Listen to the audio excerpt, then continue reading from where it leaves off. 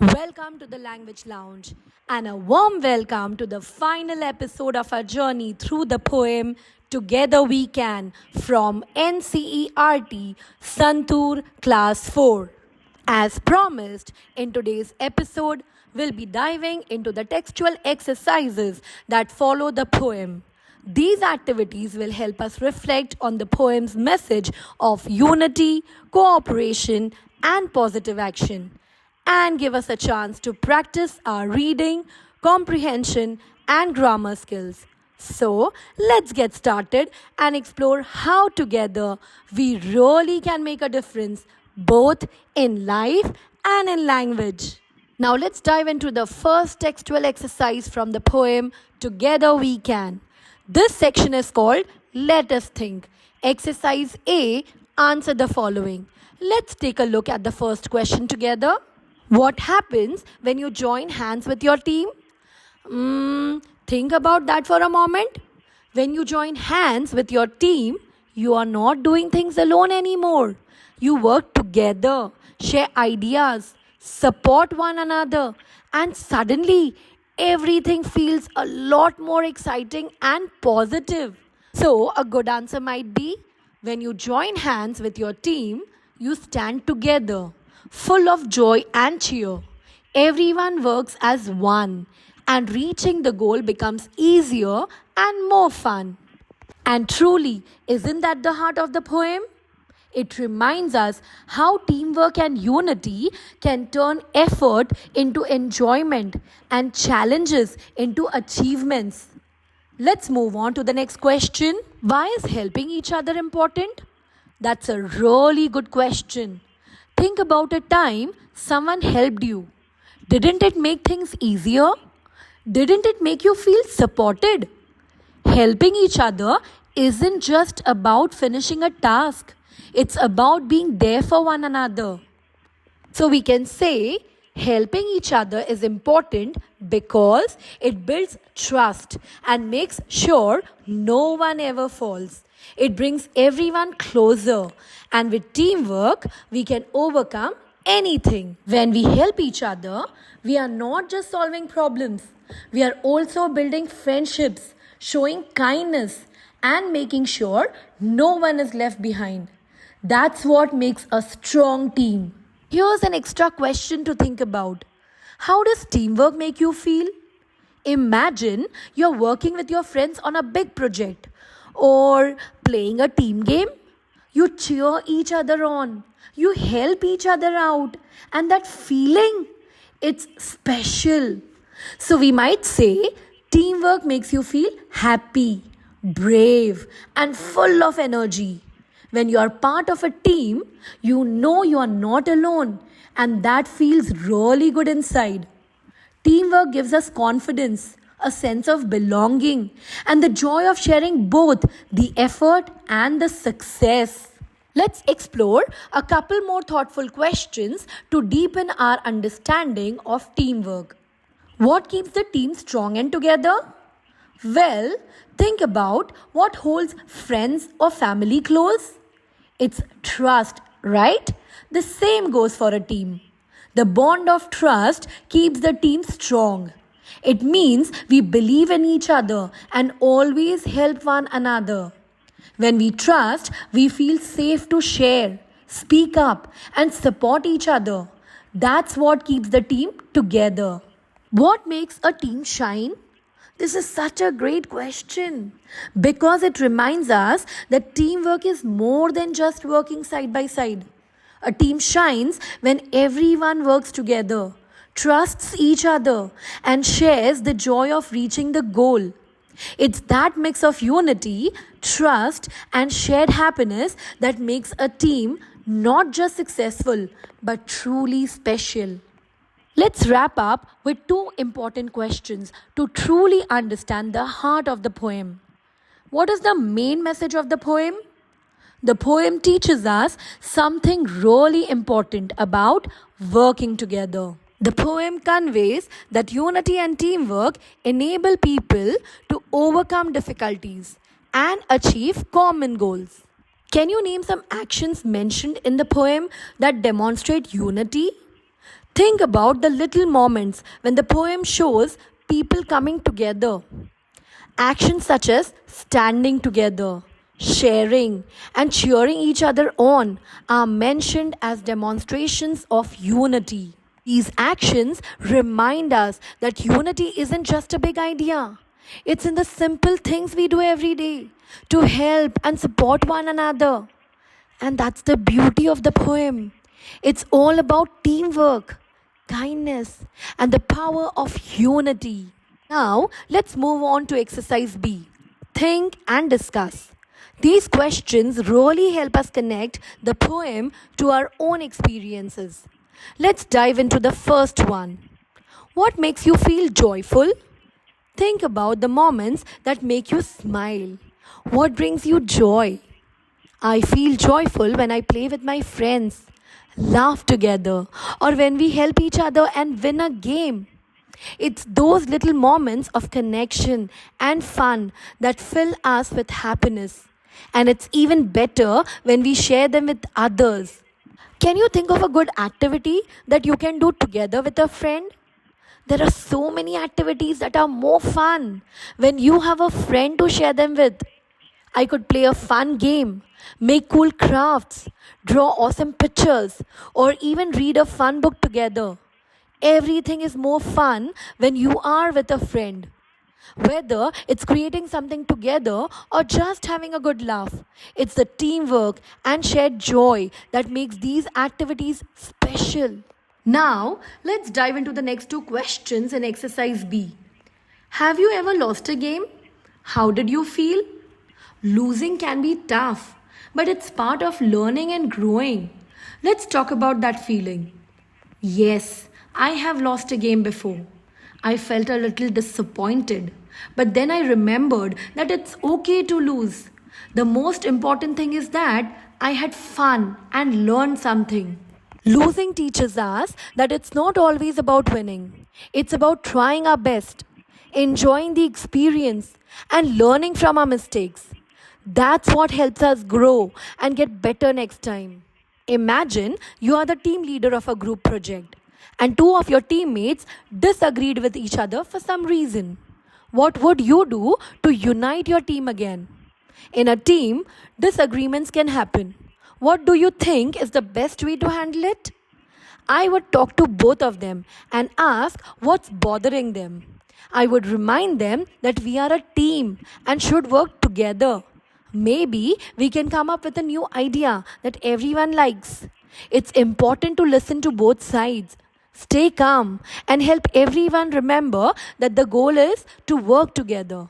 When everyone feels heard, it's easier to find a solution that everyone can agree on.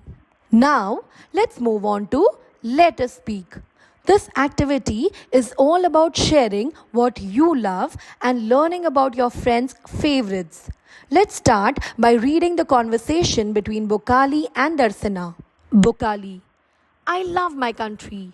We have different traditions, food, festivals, and languages, but we still stand in unity. Darsana: Yes, together we stand in unity.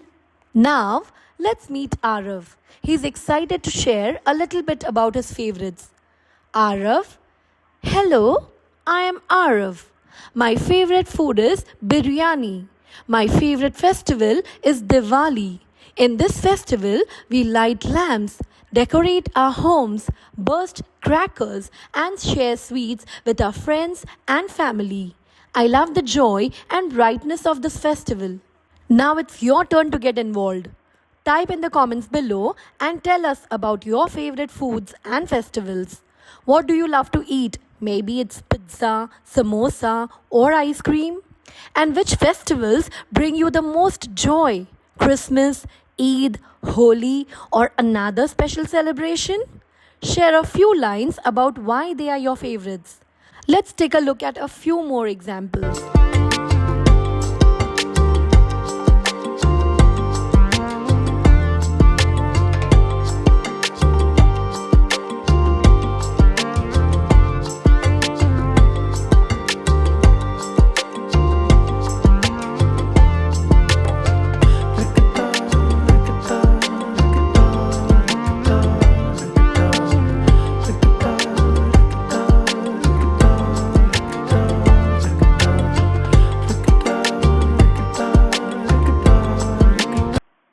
Next, let's move on to Let Us Learn.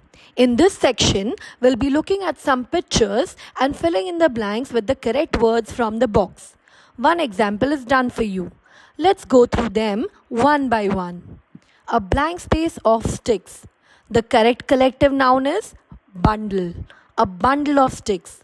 Bundle is the word used to collectively describe multiple sticks tied or grouped together. A blank space of sheep. Answer, herd.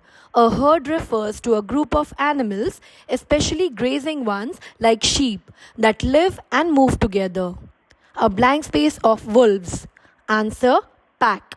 A pack is used for a group of wild animals like wolves who hunt or travel together. A blank space of flowers. Answer, bouquet. A bouquet refers to a collection of flowers, typically arranged beautifully and often given as a gift. Moving forward, we have a blank space of trees. Answer, grove. A grove is a small group of trees, usually found growing naturally together. A blank space of bees. Answer, swarm. A swarm is a large group of flying insects like bees, typically moving or flying together. A blank space of boys. Answer, group, bunch, team, choir. A group of boys simply means several boys gathered together. It's the most general term. A bunch of boys is a casual, friendly way to describe boys spending time together informally. A team of boys refers to boys working or playing together in an organized way, such as in sports or a project. A choir of boys is a special term used when the boys are singing together. Note, this word is given in the box. Each word fits a different situation. So, choose the one that best matches what the boys are doing. A blank space of keys. Answer, bunch. A bunch refers to several things grouped together, like keys. They are often held or carried together. Collective nouns help us describe groups of things in a specific way. And now you can see how to use them in different situations. If you want a deeper understanding, feel free to check the link in the comments for a detailed explanation on collective nouns. Do you know? Honeybees use a waggle dance to communicate with their hive members. They share the exact location of flowers with nectar, pollen, or water sources. Ants also work as a team, using signals to find food, defend their colony, and build complex nests. What can we learn from bees and ants? Bees dance to share where to find food. Ants send signals to help each other work. They don't work alone, they work together as a team. Just like bees and ants, we can do great things when we help and support each other.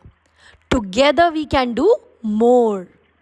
Now we have the section Let Us Learn, Part B. Let's take a look at the map given below. Pay close attention to the different places shown, like the post office, hospital, school, park, and more. We are going to fill in the blanks using the correct words from the box. These words help us describe where things are located. Let's go through the sentences one by one. The post office is in front of the hospital. As you can see on the map, the post office is right opposite the hospital. That's why we use in front of. There is a bookstore near the children's park.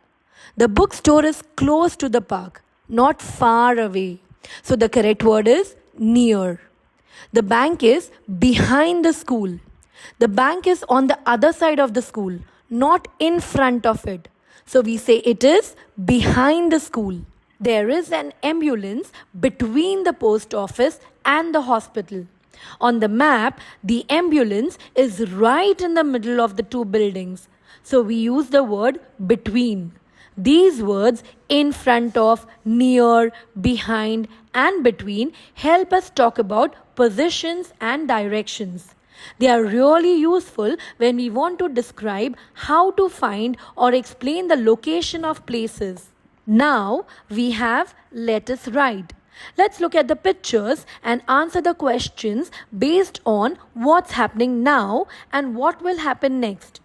We will also notice how the word will is used to talk about future actions. What is Lubang doing to help his injured friend? And what will they do next? Lubang is supporting his injured friend by helping him walk.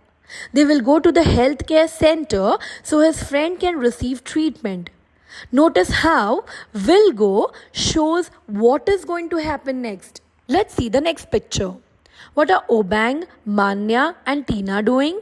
And what will they do next? Obang, Manya and Tina are cleaning up their classroom by organizing books, picking up rubbish and tidying things. After that, they will wash their hands with soap. Here, will wash tells us what they are planning to do next. Now, moving on to the next picture. What is Anna doing? And what will the old lady do next? Anna is assisting the old lady in crossing the road. Once they are across, the old lady will thank Anna and will continue on her way. The phrases will thank and will continue show what will happen after Anna helps. Let's take a look at the next picture. What are Zakir, Gulpreet and Gilashri doing? And what will they do next? Zakir, Gulpreet and Gilashri are coloring a painting together. When they finish, they will go to the nearby park to play. Will go is used to talk about what they will do after painting. And finally, let's look at the last picture. What are the students doing? And what will the teacher do next? The students are raising their hands to answer the teacher's question. The teacher will choose one of them to respond. Will choose tells us what the teacher plans to do next. So, as we can see, using will helps us talk about what happens next. Things that are going to take place in the future. With that, we come to the end of today's video and also the poem Together We Can. I hope this session was helpful and that you enjoyed solving the exercises along with me. If you did it, let me know in the comments. Don't forget to give this video a thumbs up, share it with your friends and teachers, and if you're new here, hit that subscribe button. Until next time, stay safe, stay healthy, and keep learning. Bye for now.